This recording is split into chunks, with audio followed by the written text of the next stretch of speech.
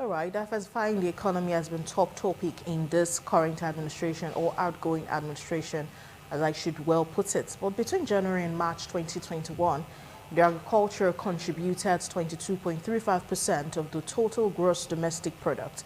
Over 70% of Nigerians engage in agricultural sector, although at a subsistence farming level. And despite the contribution to the economy, Nigeria's agricultural sector faces many challenges which impact on its productivity, which some of these challenges are poor land tenure system, low level of irrigation farming, climate change, land degradation. Others are low technology, high production cost, poor distribution of inputs, limited financing, high post-harvest losses, and poor access to markets. Nigeria has 70.8 million hectares of agricultural land, but we farm basically maize, cassava, guinea corn, yam, beans, millet, and rice. Those are our major crops. But there is a gold mine in agriculture that we are yet to tap from, and that is beekeeping. So today we'll be talking about beekeeping, a sustainable tool for wealth creation. I have Samson Edeki Ewoma with me in the house. He's an agro consultant, and he is also a beekeeper. Good to have you, Samson, on the show. Thank you. All right, I was going through the UN page and I saw there's an International Bee Day. I'm like, bee, an International Day for bee. These things stings, they sting and they could even kill. So, but what's the theme for this year's celebration, and why are we even celebrating bees? Why not flies? I mean, what's so special? Yeah, the bees are very special, and that is why even in UN, United Nations, through the Food and Agriculture Organization, have been marked May 20th to celebrate bees all over the world. So, and this May 20th, being that it falls in on Saturday, we in Edo State will be celebrating ours on May 23.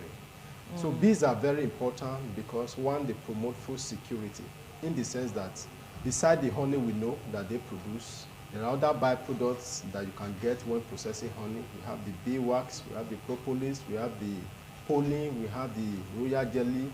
We have so many other, even the bee venom, this thing you are afraid of is very useful, can be extracted too. And also, apart from this direct product, you also discover that pollination is one very important thing that the bee helps to bring. So pollination helps to increase the quality and quantity of food product. So I can go on and on and on and on about why we should celebrate bees. But these insects, they are the savior of we humans today in the world. You won't believe that.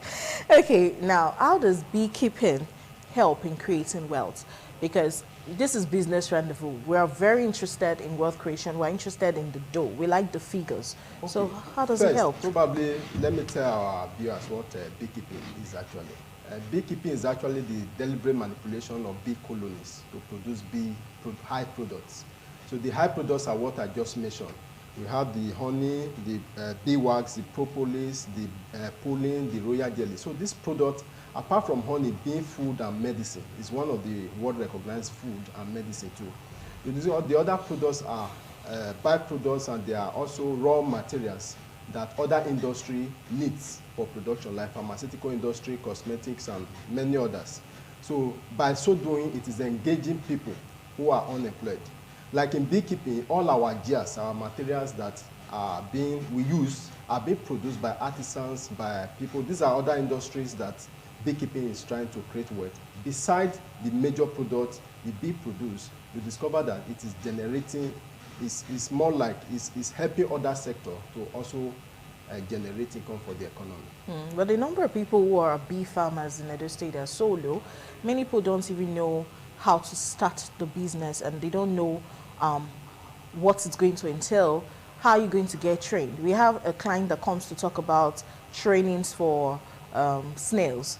But do we have trainings like this in Edo State? Yes, we do have training. I personally I offer training, but we are encouraging people to just come for this World Bee Day at Edo EDP that will be holding on the 23rd of this month. So you are going to see many beekeepers. You just said there are a few beekeepers, but on that day you are going to see lots and lots. I'll be on ground on that day. So if you want to be trained on beekeeping, you can come around, ask any question concerning honey, concerning surrounding beekeeping and any other thing. So but is that training free? Is that seminar free? The seminar is free for the entire people. Everybody can walk in. It's free. The government Okay. is aware of it, and everybody is aware. Okay. Yes. All right. Now, I have a question about honey. I'm very interested in honey. Um, you know, I do a lot of beauty research, Yes. and honey is one of the materials we use for skincare.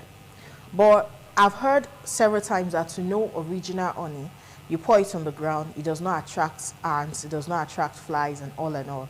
How true is this? Wow. That has become a popular refrain that we hear when we bring the discussions of bee to the platform like this. There are so many myths, which means they are not true, surrounding honey. Some will tell you honey does not attract ants. There are no empirical proof for it, actually. So those are just myths that people cook up. It's the same way they will tell you that don't drink coconut water, it will make you Dull. dumb. So that is just one of it. It is not true. It is not true. The only reason why honey may not attract ants, you know, bees, they forage on different plant materials to produce honey. Honey is actually their food, it's not their waste product, as people see it. So when you get honey from a cocoa plantation, bees in cocoa plantation, the honey they will produce will be different from the honey that bees in probably oil palm plantation will produce. They'll be different in color, in taste, in texture, and this thing. So that makes honey very controversial. So what people knows are honey here in Edo State may be different from what they see as honey in characteristics from the north. So because of this variation, you discover that when bee forage on insect repellent plants, so there is likelihood that the honey may not attract ants.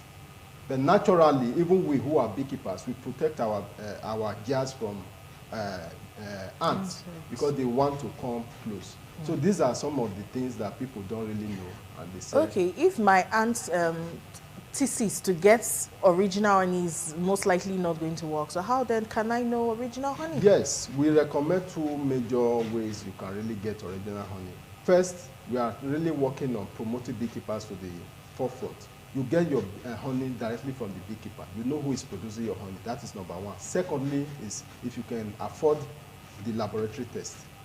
Or if you are so experienced like me, I can know original honey from the sites. Yes. But you have to be conversant with different honey from different places. By merely seeing a honey, I can tell you where it comes from.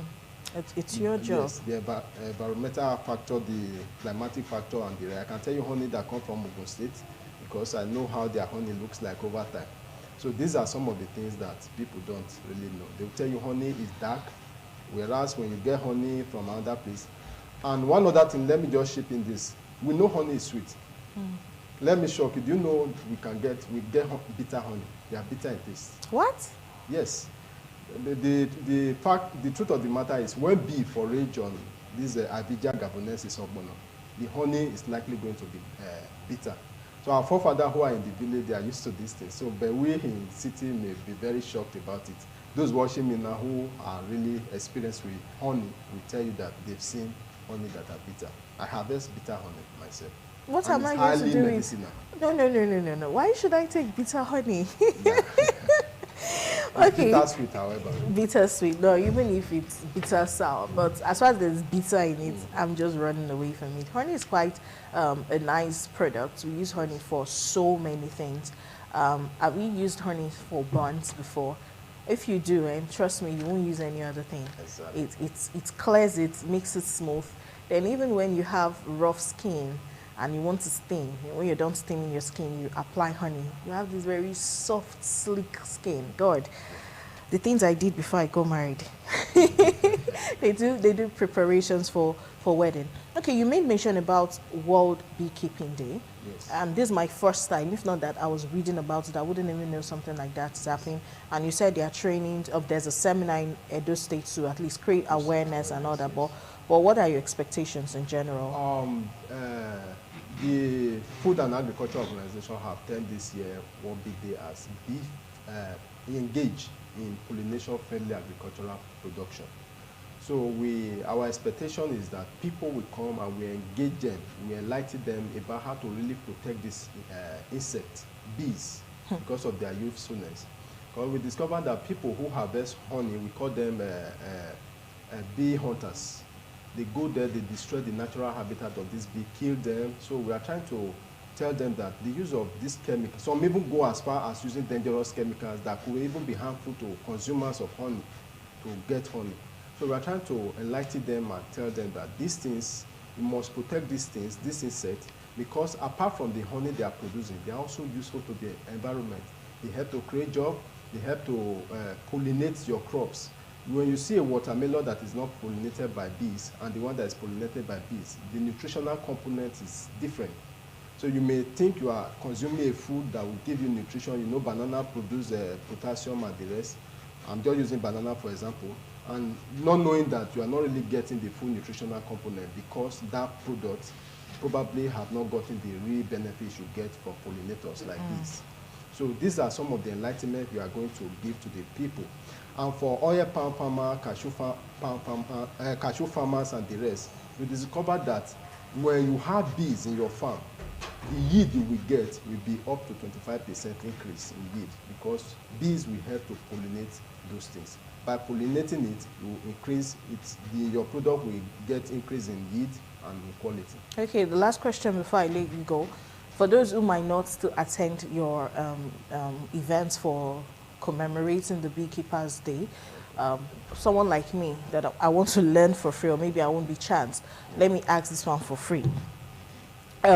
What are some of the food production practices that are not friendly for these pollinators? If maybe I eventually get into the farming of bees to make money and also to employ people, but what some of those practices that could not might not be friendly? One of the practices that is not friendly is incessant use of pesticides. So pesticide, if you look at the label, there is a control, the volume that should be used and concentration that should be used. So many people just go far and even have these chemicals in their, and spray anything they see. So these things are not healthy for bees, they are not healthy for the environment. So apart from the bees, these things have a way of getting into our system. So we are trying to play down on the use of these things and also promote the use of healthy agricultural practices like your normal agricultural practices that does not really require or using organic products that will give you the same results. That unlike when you also use pesticide. Pesticide. So these are some of the things that we'll be telling the people. And this is what slow food agricultural practices really stand for. So we are the representative of slow food in Edo State, Dynamic Beekeepers. Okay. All right. We're going to end our discussion on that note. Beekeeping is another agricultural aspect that many people are not even aware of. When you just hear the word bees, you think about the sting and then you think honey and that's all. But sometimes before you get gold, you have to dig deep. Before you get that honey, someone needs to farm the bees. If you keep killing all the bees, what then happens to all the many products you can get from bees and all the nutritional benefits, the financial benefits you can get from it? So make yourself available. Learn something different from farming yam, maize and corn, millets and rice. There's so much aspects of agriculture that we're not tapping into. We'll make way now for the news update at 9:30 when we return. Business Rendezvous continues. Thank you, Samson. Thank you.